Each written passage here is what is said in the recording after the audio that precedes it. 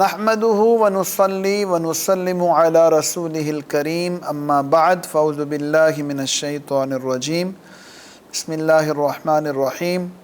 قد سمع الله قول التي تجادلك في زوجها وتشتكي إلى الله والله يسمع تحاوركما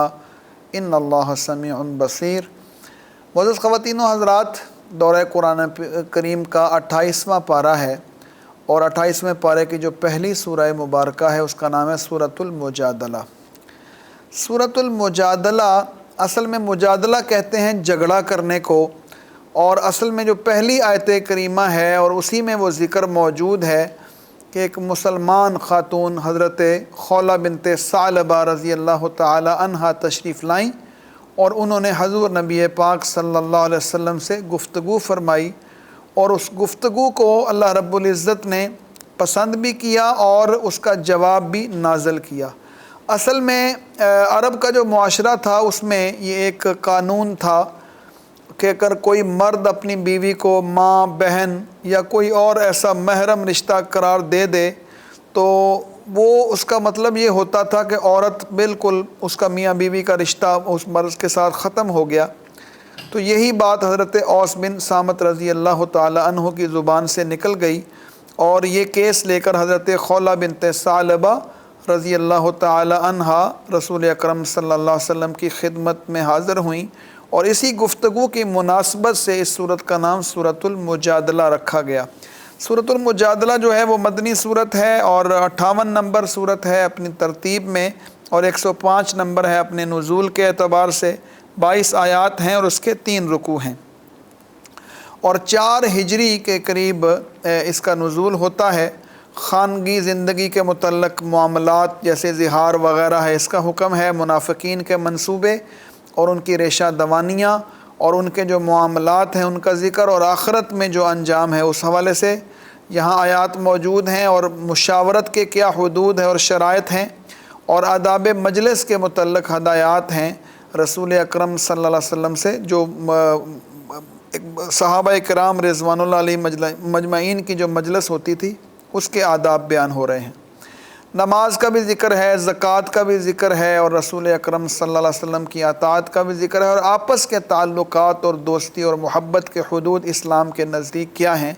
یہ صورت میں یہ مضامین موجود ہیں۔ اگر پہلے رکوع کو دیکھا جائے تو اس کا آغاز اسی واقعے کے ساتھ ہوتا ہے جیسا ہم نے بیان کیا کہ وہ خاتون تشریف لائیں، سارا ماجرا حضور کو سنایا، حضور نے ابھی فرمایا کہ کوئی حکم نازل نہیں ہوا، وہ عورت پریشان ہوئیں، اور پھر کیا ہوا، اللہ رب العزت نے فرمایا کہ قد سمع اللہ، اللہ نے یہ ساری بات سن لی،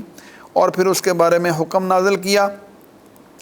اور فرمایا کہ ایسا نہیں ہوتا کہ کسی مرد کے یہ بات کہنے سے اس کا جو زوجیت والا تعلق ختم ہو جائے۔ یہ ناشائستہ حرکت ضرور ہے، جاہلیت کی بات ہے، جھوٹ ہے،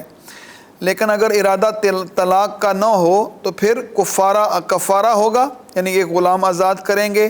غلام نہ ہو تو 2 مہینے کے متواتر روزے رکھیں گے، اور یہ بھی نہ ہو سکے تو 60 مسکینوں کو کھانا کھلائیں گے، اور پھر فرمایا گیا کہ یہ حکم الہی ہے، اور اللہ کے حدود کو جو توڑے گا اسے سخت سزا دی جائے گی۔ اس کے بعد جو دوسرا رکوع ہے اس میں بتایا گیا ہے کہ اللہ تعالیٰ ہر وقت انسان کے ساتھ ہے۔ الم تر ان اللہ یعلم ما فی السماوات وما فی الارض، ہر وقت اللہ رب العزت انسان کے ساتھ ہے، اور اللہ رب العزت جو ہے وہ انسان کے ساتھ اس طرح ہوتا ہے کہ ما یکون من نجوى ثلاثة الا هو رابعهم ولا خمسة الا هو سادسهم ولا ادنى من ذلك ولا اکثر الا هو معهم اينما كانوا ثم ينبئهم بما عملوا يوم القيامة ان الله بكل شيء عليم۔ تو اللہ رب العزت نے فرمایا کہ اللہ بالکل تمہارے سارے معاملات میں ساتھ ہے، اور اس کے بعد فرمایا کہ اے نبی صلی اللہ علیہ وسلم، کیا آپ نے ان لوگوں کو نہیں دیکھا جنہیں سرگوشیاں کرنے سے روکا گیا تھا، مگر وہ وہی کرتے تھے جس سے انہیں منع کیا جاتا ہے۔ یہ لوگ گناہ، ظلم اور زیادتی اور رسول اکرم صلی اللہ علیہ وسلم کی نافرمانی کے بارے میں سرگوشیاں کرتے ہیں، اور حضور علیہ الصلوۃ والسلام کے پاس آتے ہیں تو ایسے الفاظ سے سلام کرتے ہیں جن الفاظ میں اللہ نے سلام نہیں بھیجا۔ یہ اپنے دلوں میں کہتے ہیں کہ اللہ ہماری ان باتوں پر عذاب کیوں نہیں دیتا، ان کے لیے جہنم کافی ہے جس میں وہ ڈالے جائیں گے اور بہت برا ٹھکانہ۔ یہ سازشیں ہیں منافقین کی، ان کا ذکر ہو رہا ہے اور یہ سمجھتے ہیں کہ اللہ کو پتہ نہیں ہے، جبکہ اللہ رب العزت ہر بات سے باخبر ہے۔ اور اہل ایمان کو یہ تلقین کی گئی ہے یہاں پہ کہ ان کو توجہ کرنی چاہیے، ان کو دھیان کرنا چاہیے کہ اس طرح کے معاملات میں جب بھی وہ بات کریں تو انتہائی اہم طریقے سے بات کریں اور انہیں خدا سے ڈرنا چاہیے، اور سازشیں کرنا شیطانوں کا کام ہوتا ہے، اور کوئی بھی اللہ کے حکم کے بغیر کسی کا کچھ بھی نہیں بگاڑ سکتا۔ اور مسلمانوں کو رسول اکرم صلی اللہ علیہ وسلم کے ساتھ جو ان کے بیٹھک ہوتی ہے، جو ان کی گفتگو ہوتی ہے، جو مجلس ہوتی ہے، اس کے آداب کا خیال رکھنا چاہیے، کیونکہ وہ آخری رسول ہیں، خاتم النبیین ہیں۔ اور اسی طرح نماز، زکوٰۃ کے بارے میں اور رسول اکرم صلی اللہ علیہ وسلم کی اطاعت کے بارے میں بات ہے۔ تیسرا جو رکوع ہے اس میں منافقین کی جو حرکات ہیں اس کا ذکر کرتے ہوئے فرمایا جا رہا ہے کہ جھوٹی قسمیں کھاتے ہیں اپنے اخلاص پر اور قسموں کو آڑ بنایا ہوا ہے، اور انہیں بتایا جا رہا ہے کہ اللہ کو اس طرح قسموں سے دھوکہ نہیں دیا جا سکتا، اور یہ شیطان جو ہے ان پر قابض ہے اور اس کی وجہ سے یہ گمراہیوں کے راستے پر چلتے رہتے ہیں۔ سچا مومن اللہ کی رضا سند حاصل کرنے کی کوشش کرتا ہے، اور اس کی شکل یہ ہوتی ہے کہ وہ اللہ اور اس کے رسول کا وفادار ہو، اور اس وفاداری میں اس کے بھائی، اس کے بیٹے یا کوئی رشتہ دار وہ حاوی نہیں ہو سکتے۔ اور فرمایا کہ انسانوں کے دو بڑے گروہ ہیں، ایک اللہ کا گروہ ہے اور ایک شیطانوں کا گروہ ہے، اور جو اللہ کا گروہ ہے وہی کامیاب اور کامران ہے۔ الا ان حزب اللہ ہم المفلحون۔ سورۃ الحشر ہے اس کے بعد، اور سورۃ الحشر کی 24 آیات ہیں اور 3 رکوع ہیں۔ یہ بھی مدینہ میں نازل ہوئی سورہ مبارکہ 59 نمبر سورت ہے، اور 101 نمبر اس کا نزول کی ترتیب ہے۔ تو اس اعتبار سے دیکھا جائے تو اس کے دوسری رکوع میں وہ آیت ہے کہ هو الذی اخرج الذین کفروا من اہل الکتاب من دیارہم لاول الحشر۔ اس کی دوسری آیت میں یہ نام موجود ہے، اور یہ فرمایا گیا کہ وہی اللہ ہے جس نے اہل کتاب میں سے ان لوگوں کو جو کافر ہیں اپنے گھروں سے پہلی جلاوطنی کے موقع پر نکالا تھا۔ بنی نذیر کی جلاوطنی کا ذکر ہے، اور یہ واقعہ 4 ہجری میں پیش آیا تھا۔ اس اعتبار سے یہ صورت بھی 4 ہجری میں نازل ہوئی ہے، اور یہ جو مشہور ہے قبیلہ تھا یہودیوں کا جس کا ذکر ہے اس کو نکالنے کا، تو یہ جو اس کے سارے واقعات بیان ہوئے ہیں۔ اور مال فے اس مال غنیمت کو کہا جاتا ہے جو جنگ کے بغیر مرعوب ہونے پر حاصل ہو جائے، اس کے بارے میں اسلامی حکم بتایا گیا۔ اور چونکہ یہ آپس میں ظاہر ہے ان کی ریشہ دوانیاں چلتی تھیں منافقین کی اور یہودیوں کی، اور ان کی ساری چال بازیوں کو بیان کیا گیا ہے، اور فرمایا گیا ہے کہ یہودیت اور سرمایہ داری گویا لازم و ملزوم ہے۔ دنیا پرستی اور حب مال کے اندر یہ گم ہو کر مسلمانوں کو نقصان پہنچانے کی کوشش کرتے ہیں، اور اہل ایمان کو بھی اسی طرح کا طرز عمل اختیار کرنے کی ترغیب دیتے ہیں۔ قرآن کی عظمت بیان ہوئی ہے کہ اللہ رب العزت کی صفات ہیں، اور بہت خوبصورت وہ آخر میں اس صورت کے حوالے سے وہ آیات موجود ہیں جو آخری رکوع کے اندر موجود ہیں۔ اصل میں یہ سارا مضمون اگر دیکھا جائے اس صورت کے حوالے سے، تو اس کے بعد ہم رکوع کی طرف آتے ہیں جو سورۃ الحشر کا پہلا رکوع ہے۔ اس میں یہ بتایا گیا ہے کہ اللہ رب العزت کس طرح اپنے ماننے والوں کی مدد فرماتا ہے، اور یہودیوں کے قلعے بھی مسلمانوں کے ہاتھوں ان کو نہیں بچا سکے، اور اللہ رب العزت نے ان کو نکال دیا چونکہ یہ فتنہ و فساد والی حرکتیں کرتے تھے، اور انہوں نے اللہ اور اس کے رسول سے دشمنی کی۔ مہاجرین اور انصار کی حوصلہ افزائی کی گئی ہے، اور مال غنیمت کے بارے میں حکم دیا گیا کہ جو مال بغیر جنگ کیے فوجی دباؤ سے مل جائے وہ اسلام کے اجتماعی نظام کے لیے بیت المال میں داخل ہوگا۔ جنگ کے بعد جو مال غنیمت حاصل ہوتا ہے اس کا 5واں حصہ بیت المال کے لیے ہوتا ہے، بقیہ مجاہدین میں تقسیم ہوتا ہے۔ پھر مسلمانوں کو ایسی دعائیں سکھائی گئی ہیں جن کا اکثر و بیشتر ذکر کرتے رہنا چاہیے۔ مثال کے طور پر ربنا اغفر لنا ولاخواننا الذین سبقونا بالایمان ولا تجعل فی قلوبنا غلا للذین آمنوا ربنا انک رؤوف الرحیم۔ دوسرا جو رکوع ہے اس میں منافقین اور مشرکین ان کا ذکر ہو رہا ہے کہ بظاہر یہ اکٹھے ہوتے ہیں اسلام کے عداوت میں، دشمنی میں، لیکن ایک دوسرے کے بہت حریف اور مخالف ہیں، اور یہ جو مخالفت ہے یہ ایک دوسرے کے ساتھ بیزار ہوتے ہیں، دل سے ایک دوسرے کے خلاف ہوتے ہیں۔ اور اس کے بعد جو آخری رکوع ہے اس میں بتایا گیا ہے کہ مسلمانوں دنیا طلبی سے باز رہو، اور جنتی اور دوزخی کبھی بھی برابر نہیں ہو سکتے۔ جنتی تو اپنی زندگی کے مقصد کے اعتبار سے کامیاب ہوں گے اور دوزخی ناکام۔ اس کے بعد فرمایا کہ لو انزلنا هذا القرآن على جبل لرأيته خاشعا متصدعا من خشیۃ اللہ۔ تو قرآن کی مثال تو ایسی ہے، اگر کسی پہاڑ پر نازل ہوتا تو پہاڑ خوف کے مارے پھٹ جاتا، اور یہ مثالیں اس لیے بیان کر رہے ہیں تاکہ لوگ جو ہیں وہ غور و فکر کریں۔ اور اس کے بعد وہ مشہور آیات ہیں جو اکثر پڑھی جاتی ہیں، هو اللہ الذی لا الہ الا هو عالم الغیب والشہادہ هو الرحمن الرحیم۔ اور اللہ رب العزت کی صفات ہیں کہ وہ عالم الغیب ہے، وہ رحمان اور رحیم ہے، وہ مالک اور قدوس ہے، اور اس کے اندر بے شمار جو خصوصیات اور اللہ رب العزت کی صفات ہیں ان کا ذکر ہوتا ہے۔ اس کے بعد جو اگلی سورہ مبارکہ ہے سورۃ الممتحنہ، یہ 60 نمبر سورت ہے ترتیب کے اعتبار سے، اور نزول کے اعتبار سے 51 نمبر، 13 آیات ہیں اس کی، اور اس کے 2 رکوع ہیں۔ اور اس میں چونکہ ممتحنہ سے مراد نو مسلم عورتوں کا امتحان کے حوالے سے آخر میں کچھ بات ہے، اس اعتبار سے اس کا نام یہ رکھا گیا۔ صلح حدیبیہ اور فتح مکہ کے درمیانی دور میں نازل ہوئی ہے، اور اس صورت کے مضامین پر اگر غور کیا جائے تو مسلمانوں کے کفار کے ساتھ تعلقات کے متعلق اصولی طور پر یہ ہدایت دی گئی ہے کہ جو کفار مسلمانوں سے برسر پیکار ہیں اور ان سے ہر طرح سے تعلقات توڑنے ضروری ہیں، لیکن جو غیر مسلم جنگ نہیں کر رہے ان سے احسان اور انصاف کا تعلق کرو۔ اور ایسی عورتیں جو اپنے مسلمان ہونے کا دعویٰ کریں اور خامدوں سے الگ ہو کر آ جائیں تو ان کا امتحان لے کر اطمینان کر لینا چاہیے۔ اگر وہ مخلصانہ طور پر ایمان لے آئیں تو پھر ان کے تعلقات نکاح پہلے خامدوں سے قائم نہیں رہ سکتے۔ البتہ کافر خامدوں نے ان پر جو خرچ کیا ہے وہ ان کو دینا چاہیے۔ نیز اس صورت میں عورتوں سے نکاح کے حوالے سے جو حرمت ہے اس کا، کافر عورتوں سے نکاح کے حوالے سے حرمت کا اعلان ہے۔ تو اسی طرح اس کا جو پہلا رکوع ہے اس پر اگر غور کیا جائے تو اس میں ہم یہ دیکھتے ہیں کہ یا ایھا الذین آمنوا لا تتخذوا عدوی وعدوکم اولیاء تلقون الیہم بالمودہ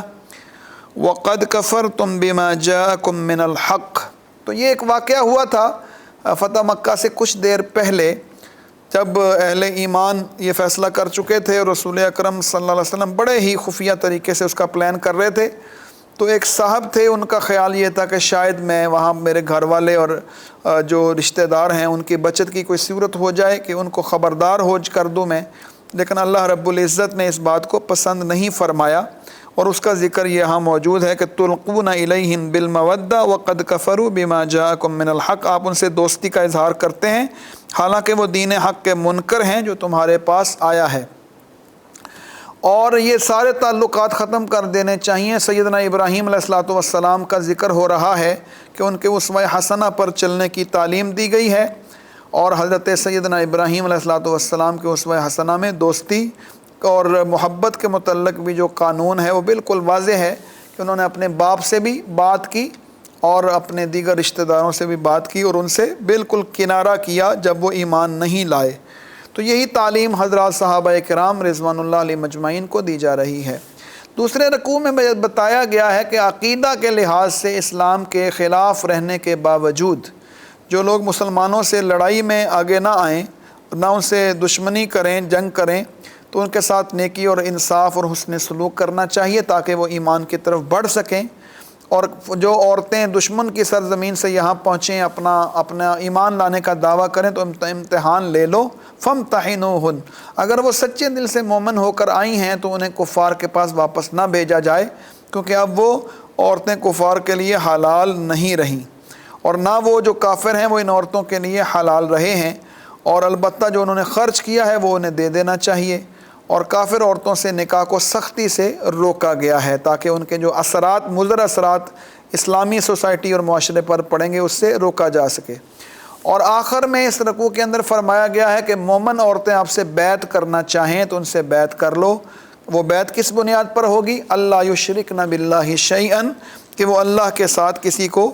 شریک نہیں کریں گی۔ ولا یسرقنا، اور چوری نہیں کریں گی، ولا یزنینا، اور وہ زنا نہیں کریں گی، ولا یقتلن اولادہن، اولاد کو قتل نہیں کریں گی، ولا یأتین ببہتان، اور اپنے شوہر کی طرف کوئی بہتان جو ہے وہ منسوب نہیں کریں گی، وغیرہ وغیرہ، یہ ساری باتیں حکم دیا۔ اور آخر میں فرمایا کہ یا ایھا الذین آمنوا لا تتولوا قوما غضب اللہ علیہم، اے ایمان والو ان لوگوں سے دوستی نہ کرو جن پر اللہ کا غضب نازل ہوا، قد یئسوا من الآخرہ، وہ آخرت کے ثواب سے اس طرح نا امید ہیں، کما یئس الکفار من اصحاب القبور، جیسے جو کافر ان مردوں کے بارے میں دوبارہ زندہ ہونے کی امید نہیں کرتے جو قبروں میں جا چکے ہیں۔ اس آیت کے ساتھ ہی سورۃ الحشر کے مضامین جو ہیں وہ سورۃ الممتحنہ کے مضامین مکمل ہوئے۔ سورہ صف ہے، اور سورہ صف کی جو آیت ہے ان اللہ یحب الذین یقاتلون فی سبیلہ صفا کانہم بنیان مرصوص، اس آیت سے یہ لفظ جو ہے وہ سورت کا نام رکھا گیا، ابتدائی زمانے کی صورتوں میں سے ہے، اور اس میں جو مدینے میں جو ابتدائی زمانے میں صورتیں نازل ہوئیں ان میں سے ہے، اور اس میں جو امور بیان ہوئے 14 اس کی آیات ہیں، 2 رکوع ہیں، اور 61 نمبر سورہ مبارکہ ہے سورۃ الصف، اور 109 نمبر اس کی جو ترتیب نزولی ہے۔ رسول کی بعثت کا مقصد بتایا گیا ہے، دین حق سارے باطل ادیان پر غالب ہونے کے لیے آیا ہے، یہ بات یہاں بتائی گئی ہے، اور اس مقصد کو حاصل کرنے کے لیے اہل ایمان کو قربانیاں دینی پڑیں گی، خواہشات اور دلی جذبات کی قربانی، مال اور جان کی قربانی۔ دنیا میں فتح و کامرانی تو حاصل ہوگی، لیکن اصل کامیابی آخرت کی ہے، اور وہ اصل کامیابی ہے۔ حضرت سیدنا عیسیٰ علیہ السلام اور ان کے حواریوں کا ذکر ہے کہ دین اسلام کو لے کر دنیا میں نکل جانا چاہیے، اور دعوت و تبلیغ کے ذریعے راہ ہدایت سے بھٹکے ہوئے انسانوں کو سیدھی راہ بتانی چاہیے۔ پہلا رکوع جو ہے اس میں مسلمانوں کے قول بلا عمل پر اللہ کی خفگی اور بیزاری کا اظہار ہے، لما تقولون ما لا تفعلون، وہ بات کہتے کیوں ہو جو کرتے نہیں ہو۔ اور اس کے بعد فرمایا کہ جہاد میں مسلمانوں کے سیسہ پلائی ہوئی دیوار کی طرح صف بند ہونا بڑا ضروری ہے، اس پر اللہ بڑا راضی ہوتے ہیں۔ اللہ جو ہے اپنے نور کو مکمل کر کے رہے گا، یہ لوگ کوشش کرتے ہیں یریدون لیطفئوا نور اللہ بافواہہم واللہ متم نورہ ولو کرہ الکافرون، اور اللہ نے رسول اکرم صلی اللہ علیہ وسلم کو کس لیے بھیجا ہے؟ هو الذی ارسل رسولہ بالہدی ودین الحق لیظہرہ علی الدین کلہ ولو کرہ المشرکون، کہ یہ اصل مقصد ہے رسول اکرم صلی اللہ علیہ وسلم کا اس دنیا میں آنے کا، کہ یہ دین حق سارے باطل ادیان پر غالب کر دیا جائے۔ جو آخری رکوع ہے اس میں بتایا گیا ہے کہ لوگ عام طور پر تجارت کرنا چاہتے ہیں، آمدنی بڑھانا چاہتے ہیں، فرمایا گیا اصل تجارت بتائی جائے، اور وہ اصل تجارت کیا ہے؟ وہ اصل تجارت اللہ کے دین کے ساتھ خدمت ہے، اللہ اور اس کے رسول کے احکامات پر عمل کرنا ہے، اور اس پر جو آپ کام کریں گے اور اللہ کے راستے میں جد و جہد کریں گے وہ اصل تجارت ہے، اور ایسی تجارت میں کوئی خسارہ اور کمی نہیں ہوتی، اور مغفرت الہی ملتی ہے، جنت ملتی ہے، بے بہا خزانے ملتے ہیں، اور دنیا اور آخرت کی کامیابی ملتی ہے۔ اور اسی میں پھر حضرت سیدنا عیسیٰ علیہ السلام اور ان کے حواریوں کا ذکر موجود ہے کہ انہوں نے آگے بڑھ کر اپنی خدمات پیش کیں، تو فرمایا کہ اس طرح بنی اسرائیل کا ایک گروہ حضرت عیسیٰ علیہ السلام پر ایمان لے آیا اور دوسرے نے انکار کیا۔ فَأَيَّدْنَا الَّذِينَ آمَنُوا عَلَىٰ عَدُوِّهِمْ فَأَصْبَحُوا ظَاهِرِينَ، اور ایمان لانے والوں کی دشمنوں کے مقابلے میں مدد کی گئی اور وہ غالب ہو گئے۔ اس کے بعد سورۃ الجمعہ ہے، اور اس کی جو آیت ہے کہ اِذَا نُودِیَ لِلصَّلَاةِ مِن یَوْمِ الْجُمُعَةِ، اس سے ہی اس کا نام لیا گیا ہے۔ سورہ صف کے بعد نازل ہوئی ہے، احسان الہی کا ذکر موجود ہے، 11 آیات ہیں، 2 رکوع ہیں، اور یہ 62 نمبر سورہ مبارکہ ہے، اور 110 نمبر اس کی ترتیب نزولی ہے۔ اس صورت میں اللہ کا احسان وہ یاد کروایا جا رہا ہے کہ جو محمد کریم صلی اللہ علیہ وسلم کی شکل میں دنیا کو ملا ہے، اور یہ حقیقت بھی سمجھائی جا رہی ہے کہ نجات اور تزکیہ نفس کی واحد جو تعلیم ہے وہ رسول اکرم صلی اللہ علیہ وسلم کی تعلیم ہے۔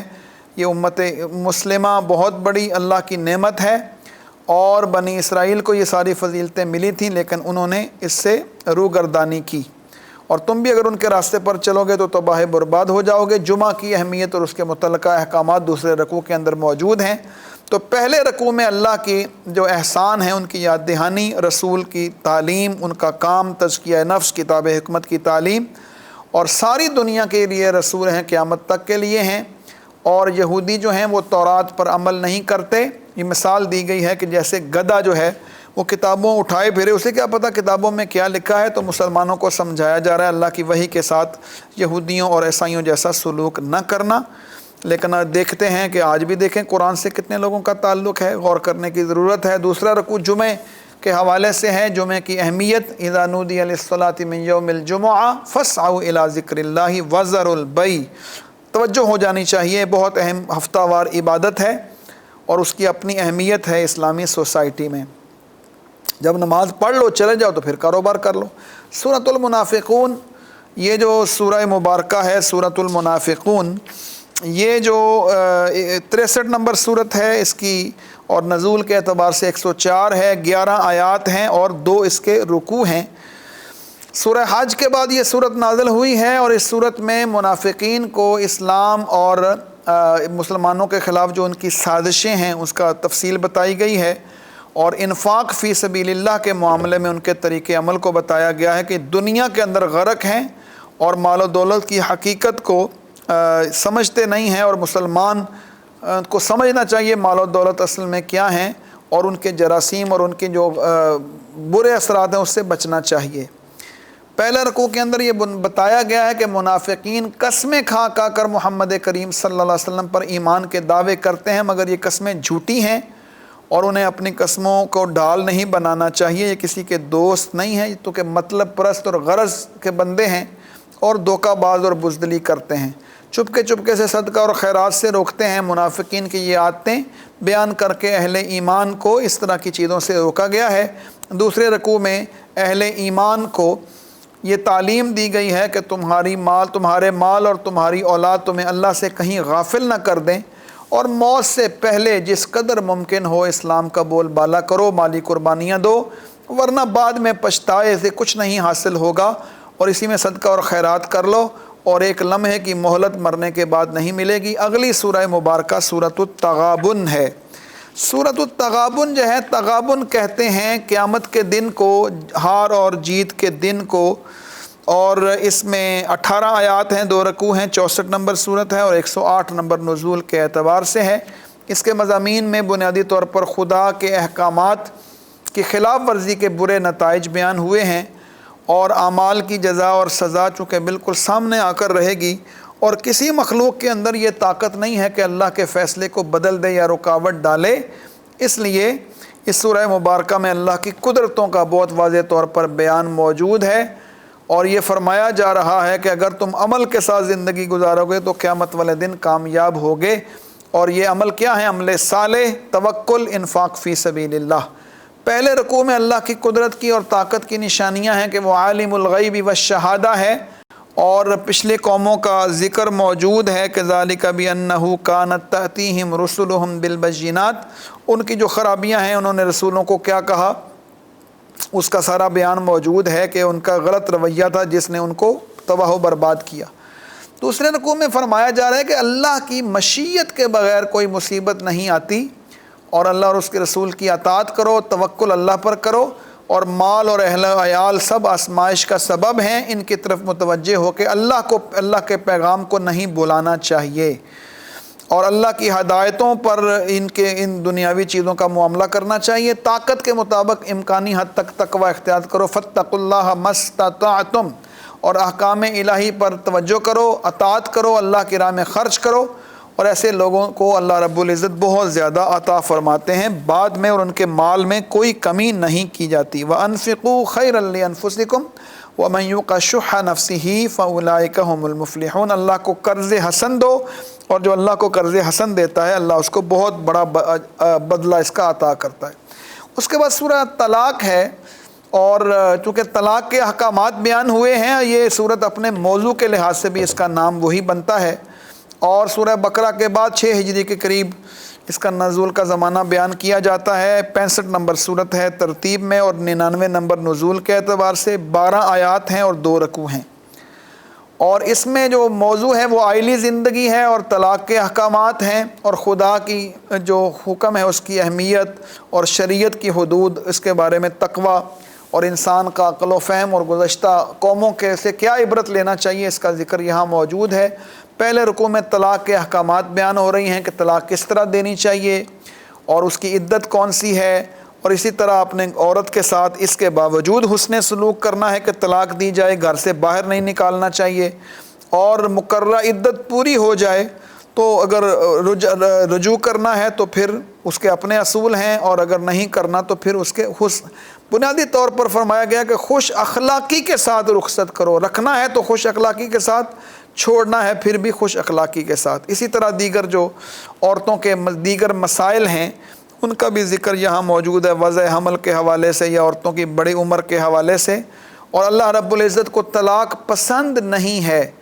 اور کسی حوالے سے بھی خواتین کو تنگ کرنے کی اجازت اللہ رب العزت نے نہیں دی۔ اور دوسرے رکوع میں یہ بتایا گیا ہے کہ اللہ کے احکامات کی جو قوم بھی نافرمانی کرتی ہے اس کا انجام وہی ہوتا ہے جو گزشتہ قوموں کا نافرمانی کے سبب ہوا ہے، اور اس کے بعد تقوی حاصل کرنے کی تلقین کی گئی، کیونکہ بنیادی طور پر تقوی بھی وہ چیز ہے جو خانگی معاملات میں بھی انسان کو سیدھے راستے پر رکھتا ہے، اور اہل عقل اللہ پر ایمان لائیں، اس کے حکموں پر عمل کریں، اور پچھلی قوموں کی عذاب سے اپنا وہ ترغیب ہو، ان کو عبرت پکڑیں۔ آخری سورہ مبارکہ اس پارے کی سورہ تحریم ہے، اور سورہ تحریم جو ہے اس کی 12 آیات ہیں، 2 رکوع ہیں، اور یہ 66 نمبر صورت ہے، مدینہ میں نازل ہوئی اور نزول کے اعتبار سے 107 نمبر ہے۔ اور تحریم اس لیے اس کا نام ہے کہ رسول اکرم صلی اللہ علیہ وسلم نے ایک موقع پر کچھ وجوہات سے شہد کا استعمال ترک کرنے کا ارادہ کیا تھا، اور اس حوالے سے پہلی ہی آیت نازل ہوئی کہ یا ایھا النبی لم تحرم ما احل اللہ لک تبتغی مرضات ازواجک واللہ غفور الرحیم، کہ اے نبی صلی اللہ علیہ وسلم آپ کیوں اپنے بیویوں کی دلداری میں اس چیز کو حرام کرتے ہیں جو اللہ نے آپ کے لیے حلال کی ہے۔ یہ ایک لمبا واقعہ ہے کہ کچھ ایسا کیا ازواج مطہرات میں سے کہ انہوں نے فرمایا کہ آپ کے جو منہ مبارک ہے اس سے مغافیر کی بو آتی ہے، وہ خاص قسم کی گوند ہوتی ہے، اور حضور علیہ الصلوۃ والسلام نے سمجھا چونکہ میں شہد استعمال کرتا رہا ہوں حضرت زینب رضی اللہ تعالی عنہ کے گھر میں، تو اس وجہ سے یہ مجھے اس طرح کی مسئلہ بنا ہے، تو وہ انہوں نے اپنی طبیعت کی جو نفاست سی اس کے تحت فیصلہ کر لیا کہ شہد کو استعمال نہیں کروں گا، لیکن اللہ رب العزت چونکہ حکم دینے والے ہیں، اور حضور علیہ الصلوۃ والسلام کی ذات گرامی تو اسوہ حسنہ ہے، تو معمولی نیت کی بھی ایسی مثال جو لوگوں کے لیے حلال و حرمت کا ایسا فیصلہ کر دے، تو اس لیے یہ حکم دیا گیا تھا کہ آپ اس کو استعمال نہ کرنے کا عہد نہیں کریں، اور اس سے لوگوں کو اس شاید پتہ چلے کہ یہ حرام ہے، تو اس لیے آپ اس کو استعمال فرمائیے۔ اس کے بارے میں کچھ دیگر مضامین ہیں، اور اس میں فرمایا گیا ہے کہ یہ جو بہت اہم آیت ہے اس سارے مضمون کے بعد، یا ایھا الذین آمنوا قوا انفسکم واہلیکم نارا، کہ مسلمانوں تم اپنے اور اپنے اہل عیال کو جو سیرت ہے اس کو ڈالنے کی فکر کیا کرو، اور گناہ سرزد ہو جائے تو توبہ کرنا چاہیے۔ اہل عیال کے متعلق چونکہ احکامات بڑے واضح ہیں، اس بارے میں اس کو غور کرنے کی ضرورت ہے، اور آخر میں حضرت نوح علیہ السلام اور حضرت لوط علیہ السلام کی بیویوں کا ذکر ہوا کہ اتنے قریبی تعلق کے باوجود بھی وہ عذاب الہی کی گرفت میں آ گئیں اپنے ایمان لانے کی وجہ سے، اور فرعون کی بیوی جو اتنے بڑے ظالم اور سرکش کی بیوی تھی لیکن وہ ایمان والی تھی، تو اللہ رب العزت نے اسے بہترین جو ہے وہ انجام سے سرفراز فرمایا۔ حضرت سیدہ مریم سلام اللہ علیہ کا ذکر بھی موجود ہے، اور ان پر جو الزام لگائے گئے ان کی تردید بھی کی گئی ہے، اور اسی طرح ہم اس صورت کے مضامین کو پڑھتے ہیں۔ پہلے رکوع میں حضور سے یہ فرمایا گیا کہ جس چیز کو اللہ نے حلال کیا ہے آپ اپنے اوپر حرام نہ فرمائیے، اور واقعہ ہے وہ جس طرح یہ پہلے بیان ہو چکا ہے، اور توبہ اور استغفار کریں۔ اہل جو ازواج مطہرات ہیں ان کو نصیحت کی گئی، اور مسلمانوں کو نصیحت کی گئی ہے کہ اپنے اور اپنے اہل و عیال کو جہنم سی آگ سے بچاؤ، ان کی تربیت کرو، دین سکھاؤ، اور دوسرے رکوع میں فرمایا گیا ہے کہ سچے دل سے توبہ کرو، توبو الی اللہ توبۃ نصوحا، ایسی توبہ کرو جس کے بعد گناہ نہ ہو، اور خدا کے آگے توبہ کرنے والے اور عمل صالح پر جو کاربند مسلمان ہیں انہیں جنت کی خوشخبری دی گئی ہے، اور کفار و منافقین سے جہاد کرنے کا حکم دیا گیا ہے، اور تاکہ وہ لوگ جو ہیں وہ اپنی شرارتوں سے جو باز نہیں آتے، جہاد کے بغیر ان کو سیدھا راستہ نہیں مل سکتا۔ یہ حضرات یہاں ایک مضمون بڑا واضح ہے، یہاں بھی ترغیب ہے، یا ایھا النبی جاہد الکفار والمنافقین واغلظ علیہم ومأواہم جہنم۔ یہ فلسفہ جہاد بڑا واضح ہے کہ دنیا میں جو شرارتی گروہ ہوتے ہیں، فساد پھیلانے والے، وہ باتوں سے نہیں مانتے، لاتوں کے بت باتوں سے نہیں مانتے، اس لیے ضروری ہوتا ہے جنگ کرنا، اور جنگ کا مقصد امن قائم کرنا ہے، اور اس لیے اس کو مقدس جہاد کا نام دیا گیا ہے دین اسلام میں۔ پھر خواتین کا ذکر ہے، فرعون کی بیوی تھی، ایمان والی تھی تو اللہ رب العزت نے نجات دے دی، لیکن نبیوں کی بیویاں تھیں اور ایمان والی نہیں تھی، نبیوں کے کام میں ان کے ساتھ نہیں تھی، تو اللہ نے ان کو عذاب دیا۔ آخر میں حضرت مریم علیہ السلام کا ذکر ہے، ان کی صداقت اور عفت کی شہادت دی گئی ہے، اور جو ان پر بڑے جھوٹے الزامات یہودیوں کی طرف سے لگائے گئے تھے ان کو رد کیا گیا ہے، ان کو صاف کیا گیا ہے۔ وَكُتُبِهِ وَكَانَتْ مِنَ الْقَانِتِينَ، اور اللہ رب العزت نے حضرت مریم علیہ السلام کی مثال دی ہے جنہوں نے اپنی عصمت کی حفاظت کی، اور ہم نے اپنی طرف سے ان میں روح پھونکی، اس خاتون نے اپنے رب کے کلمات اور کتابوں کی تصدیق کی۔ وَكَانَتْ مِنَ الْقَانِتِينَ، اور وہ فرما برداروں میں سے تھیں۔ جتنے جھوٹے الزامات ہیں وہ بالکل جھوٹے ہیں، اور وہ سچی ہیں، ان کے جو بیٹے ہیں وہ بھی بالکل سچے ہیں، حضرت سیدنا عیسیٰ علیہ السلام۔ معزز خواتین و حضرات، اس کے ساتھ ہی 28ویں پارے کے مضامین، اس کی صورتوں کا خلاصہ ہم نے آپ کے سامنے پیش کیا۔